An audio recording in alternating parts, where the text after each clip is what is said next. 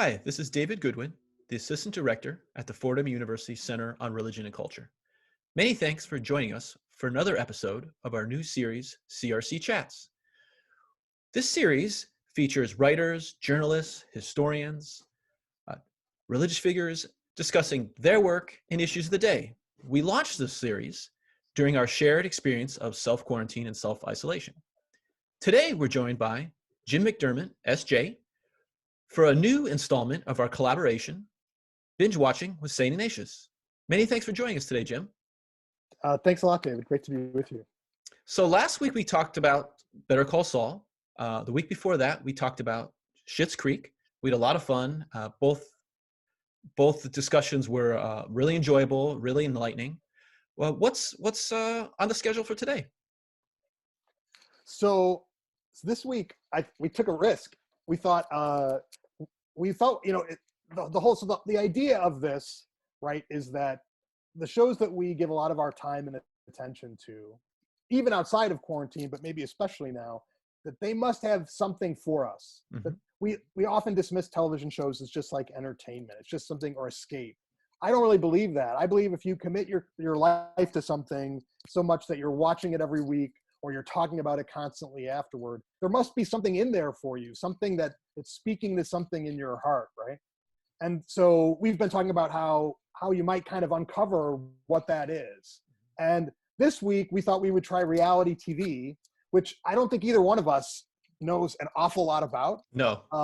Yeah.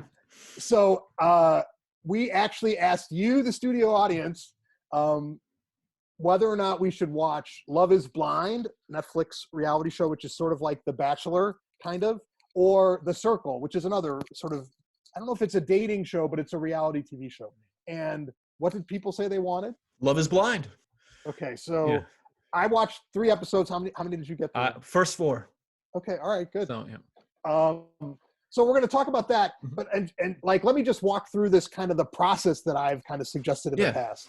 So basically, my thought is when you're watching a TV show, if there is some kind of spiritual nugget there for you, for me the way that it kind of works is while I'm watching a show, I'm just sort of maybe paying attention to the stuff I normally would, like how do I feel when I'm watching this? What feelings are stirred up? What characters do I have strong feelings toward, either positive or negative?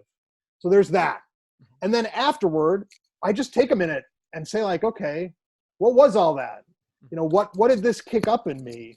Sometimes it's just like, I find myself kind of daydreaming about those characters and what I wish they would do or what would happen next. And sometimes it just kicks up stuff in me about my own life and sort of, I resonate. My own life has echoes of what I see on the screen, right? And the idea is you do this over a period of time, like over a season or different shows. And maybe there are like little breadcrumbs that you find of like, that God has kind of put there in terms of what do I want in my life, or what do I need right now, or what am I being invited to? That's kind of our process. So for those who haven't watched Love is Blind, the premise is there's a group of people that are dating through pods, they're calling them, correct? And you don't actually see your dating partner. You just see a frosted plate glass, and you're actually dating through conversation. And the idea is one of the people whom you're dating will, you hope, become your spouse. And for the first 3 episodes, we actually see the courtship of the couples. That's correct, right? And in episode 3, then the couples that actually paired off and left as engaged couples are going to a tropical beach resort to continue their courtship. Does that sound like a fair description of the show? Yeah, so basically the idea is, I think it's a 35-day season. Right. And by the end of the season, they're all told, you will be married. Right. So, and they'll go through the whole process. So there's the dating process where they can't see each other. Then they get to see each other once they propose. They go to like some resort. And then eventually they're going to move in together. They're going to meet their families and get married, all in the course of 35 days. Yeah. I didn't realize it was that short, 35 days. That's They have this thing on the screen every day, every new day. They say like 34 days till the wedding. right. It's like a very clear countdown. And also, it's like you see one thing, it's like day 4, day 5, and someone's already like, I'm ready to commit to this woman, or I'm ready to commit to this man. Yeah. And I'm like, it's as if your life is compressed into a few days, right? Something that might take weeks or months or years, you're doing within 48 hours, 72 hours. Yeah, it's pretty wild. In the second episode, and I think the third, where it's like, I think it's the second, where pretty much the proposals have already started by the end of the first episode, right? And they go through the second. I remember one of the characters, I think it was Jessica, saying, she was like, I might walk out of here with nobody. And I'm thinking like, yeah, it's only been 6 days right. or 5 days. Like, that's not a bad thing, but on this show it is. Right. You're supposed to get engaged by day 6. Right. And one thing I was thinking when I was watching it, and it's easy to any reality show, it's sort of easy to make fun of the situation and the process. And at first I thought this courtship ritual, this dating process, not seeing the other person, the idea, I guess, of the premise shows too, is love is blind, right? So you're not judging them by their appearance or their race or their body type, but actually their personality, their feelings, their ideas. And at first it was easy for me to maybe make fun of it or mock it, but the more I thought about it, the more I was thinking about the early days of internet dating. So I never dated online, but I know people that did. And in the early days of it, it really was almost like that. You were just talking to people online, and you hope they were presenting an honest picture of themselves. And so there was something I thought was endearing about this situation, in that sense, that the concept is you're supposed to become enchanted with the person, not their physical self. Yeah. So that I thought was a bit touching and nice, a nice change.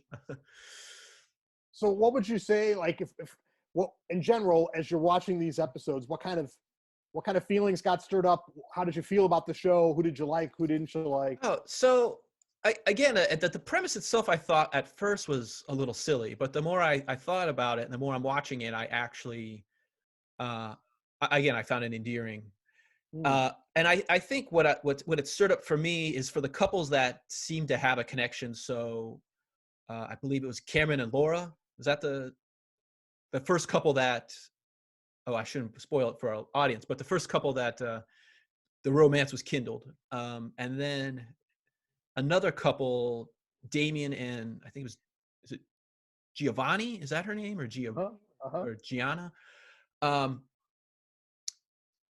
their affection, it seemed honest. It seemed real. It seemed like they had a real connection that they were hoping to develop and build. They would hope into a shared life. And for me, it reminded me of any time I go to a wedding. So my wife and I, we'll be married 13 years this year. We met 20 years ago. Wow. This year.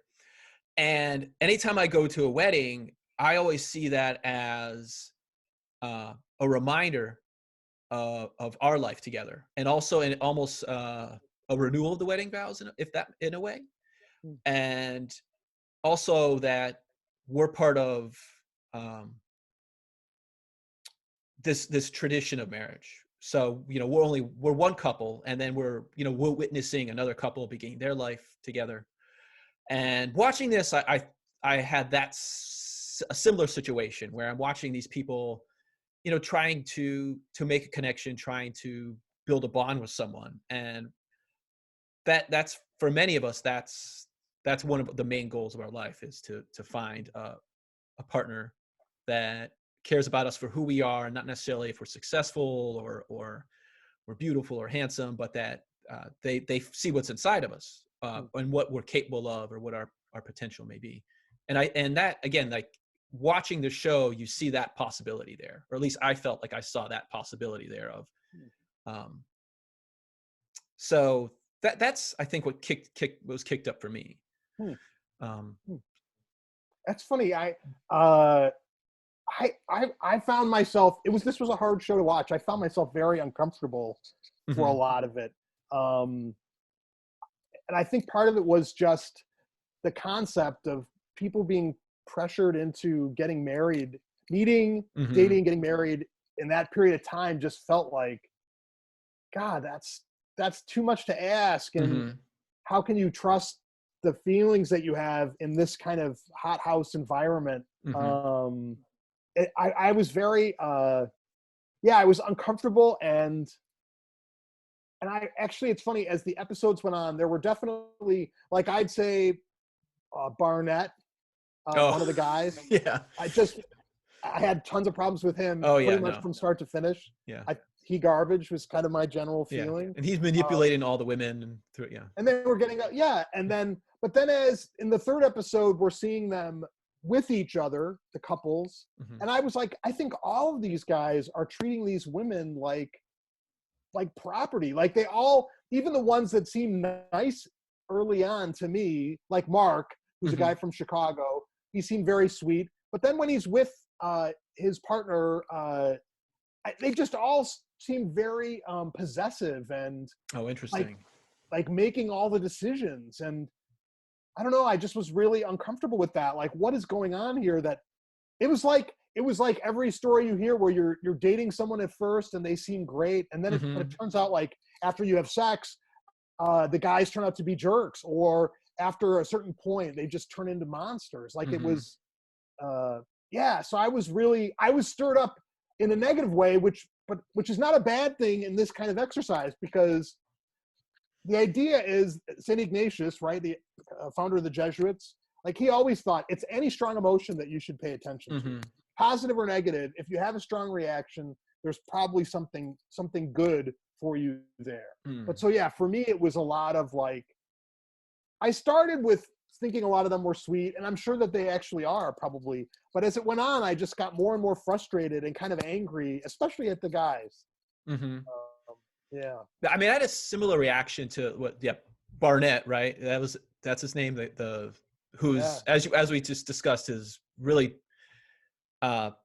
playing with several of the women simultaneously. 3 different women, right? 3, and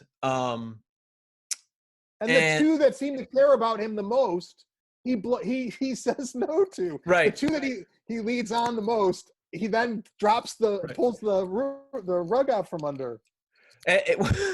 What is the one woman? He was like, well, I thought about maybe thinking about proposing to you, which means what? I mean, that could be anyone on the street. Well, in theory, I could potentially propose to you. Well, yeah, right. I feel like I know so many guys like that. Oh yeah. Yeah. So walking us through this process you've been developing, where else should we, in this show, what else should we be addressing? Or, well, like for me, so while I'm watching it, and somewhat inordinate amount of hostility, right? Yeah. But then, like I said, like for me, what I do is, if I'm trying to have this kind of, see if there's something spiritual here for me, when the show's over, I then try to sit with those feelings and see, like, what does it do in me? Am I daydreaming about the characters? Am I daydreaming about stuff in my own life? And I'll tell you, like, both Barnett, and there's a character named Carlton, who he's either bisexual or fluid. I don't know what term he would use, but he clearly has had relationships with men as well. And he's very afraid about telling the woman he's in love with that he's had relationships with men. So he doesn't do it until after he proposes. But then immediately he can't get past it. He's just like, he spends their whole first night together obsessed with this secret, is the way he thinks of it, right? And I don't know, I found myself afterward with both of those characters thinking, like, I was thinking first about them, like, it's interesting how in a crazy environment, how a crazy situation can bring to light underlying issues that are your own issues and not other people's, but you project onto them. So for instance, like, I have no idea, I haven't gotten that far, whether or not Carlton's partner has trouble with bisexuality or the fact that he would have had relationships with men in the past. But he definitely had already put that on her. Like, it was like he was saying, you think you love me, but you can't love me because I'm bi or because I've had relationships with men, right? Like, that's all his stuff. That has nothing to do with her. And Barnett's the same way. Like, Barnett has real trouble committing to anyone, Yes. right? And while I might say from the outside, you are a piece of garbage for treating women like this, there's also just the underlying thing that this is a human being who has this struggle. And of course, the struggle is manifesting in their real life, right? So it's like, and so how does this become more personal for me if it becomes that way at all? Well, I'm trapped in a crazy situation too. You know, I'm living in quarantine like everyone watching this. I live with 30 guys, right? And yet we have to kind of negotiate quarantine in the midst of this. And I'm definitely having the experience at times of sort of emotions or things flaring up that don't seem to make sense. But then if I step back, I'm like, oh, there I am. It's sort of like this crazy situation is giving me a chance to see my own issues more clearly because there's nothing else in a way to distract me from them. You know, like, I'm not super busy. I'm not having to run around or choosing to run around. I'm basically in my house, my own little desert, my own little monastery. And as a result, when things pop up, they are more clear to me than they are normally. And that's horrible in a way. Like, who wants to see your ugly sides? But it's also a huge gift because then you can sort of, for me anyway, I speak only for myself, I can look at that stuff and both understand that it might not be totally true. And also, and this is just the way I deal with stuff like this, I can kind of love it. You know, like, it's like there's like a kid inside me who's demanding attention or who's afraid or who's super angry. And when a kid's like that, sometimes you just have to stop and like let them have the temper tantrum or hold their hand, right? And I find if I do that, you know, if I take the part of me that's like Barnett and is so incredibly terrified of commitment that he's willing to treat people like crap, right? But it's really because of his own fears. Like, if I hold the hand of the part of me that's so afraid, I end up being a little less afraid. You know, I end up a little bit more self-loving, which is a big thing, I think, that if you love yourself, even the ugly parts, then a lot of that ugliness goes away. It doesn't have control over you the same way. I want to say to Carlton over and over, like, baby, just love yourself, you know, or like, take a look at how much you hate or are afraid that you should be hated. You know, just like be with that and let your heart be transformed so that then, and it will be, if you kind of stay with the parts of yourself, I think, that we're afraid of or that we're uncomfortable with, we just change. It's like the fears fall away. It's like we're like a seed and that's the shell. You gotta like let the shell fall away. So anyway, it's weird because I don't know, with all due respect to people who love these kinds of shows and this particular show, I really didn't like this show. And yet I did find for myself real value in just seeing them struggling in a weird way similar to our own hothouse experience. We're all in a pod right now, right? We're all in pods. And if we're dating in the pod. So it's true. Yeah, there's article after article about how to date in COVID-19, and people are having first dates via Zoom, which, wow, I can't imagine anything more terrifying, you know, but and awkward. I mean, first dates are sometimes awkward, and that's like hyper awkward. But I had I think ultimately a similar opinion of the show that, as I mean, you know, it did stir up some things, but overall, these reality shows I find just ultimately exploitive in the sense that I think, I don't think we're watching them rooting for someone or hoping that someone overcomes whatever roadblock they're facing, whether that's something emotional or something in a relationship or something even just financial or professional. We're waiting for the train wreck, right? I mean, I think so many of us watch this. They're waiting like, oh, this, and I personally, I don't want to feel better about myself by seeing other people's failures and insecurities and failings. So I don't see myself watching more reality TV necessarily, but if our audience members want us to, I'm willing to do it for them. It's funny you say that. Like, I agree. Like, this show, behind the camera, every place that you can't see are producers who are trying to create two things: love, which may not be real, but at least the appearance of love, and the feeling of love for those two people, and hate. They're trying to create circumstances, and like, so for instance, after they all propose in episode 3, they're all told they're going to go to like a vacation. What they're not told is they're all going to the same place. Right. So episode 4, which I haven't seen yet, they're going to find that out. And then suddenly, even though they've just proposed to each other, now they're going to have to deal with like the other people that they rejected or were attracted to. Like, that's terrible. No one wants to bump into an old boyfriend or girlfriend on their honeymoon or a trip with their new boyfriend or girlfriend. It's terrible, and I hate the producers for doing stuff like that, although that's their job, right? But I'll say this, like, so I'm going to put on, I'm going to put on my priest glasses, right? Okay. So I'm going to just be preachy for 1 second. Here's why I think an exercise like this is particularly important if you love reality TV shows. Because it's true, we're all waiting for the hot mess and for the train wreck, right?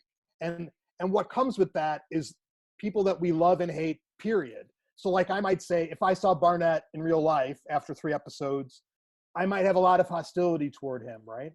But when I step back, when I take a minute at the end to kind of make it about me, then I have more empathy for him. At least I don't make that happen. It just happens naturally. Like, I think he treats women badly, but at the same time, I understand fear. I understand it in my own life. And that's the kind of fruit that comes for me in doing an exercise like this after a reality TV show. Is like, I might not like what he's done, but I do have like a basic human empathy. Like, we have more in common than I would like to think. And I think that's true for all the characters. The characters that we hate on TV shows are often characters we see something of ourselves in, or that I think, like I used to love Lost, but I hated Jack. And I think a lot of people did. Some of it's a writing problem. He was sort of the hero, and that's a hard character to play. It's a hard character to write for 6 seasons. But some of it was like, some of his messianic BS, like I got that in spades, right? So what I'm disliking in him is something I don't like in me. So like, anyway, I'm taking off the priest glasses. That's just something I highly recommend if you love reality TV shows, to give yourself a minute at the end to really just sort of sit with the feelings that they stir up and see if there's any resonance at all, because those are real people and so are we. And so probably there is, in my opinion. There ends the homily.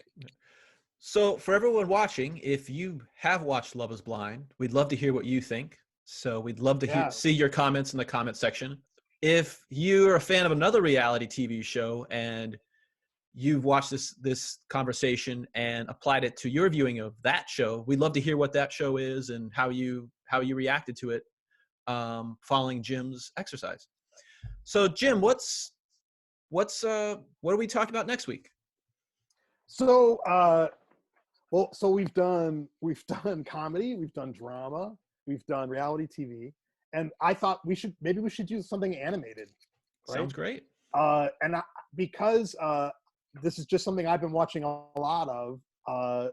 Steven Universe is a show I think you can find it on Amazon Prime. You can definitely find it on iTunes. It's a show that just finished its whole run, and the episodes are 10 minutes long, and it's a show about a little boy who kind of has superpowers, and he's being raised by 3 women who were sort of like sisters to his mom, and he's being raised sort of by his dad.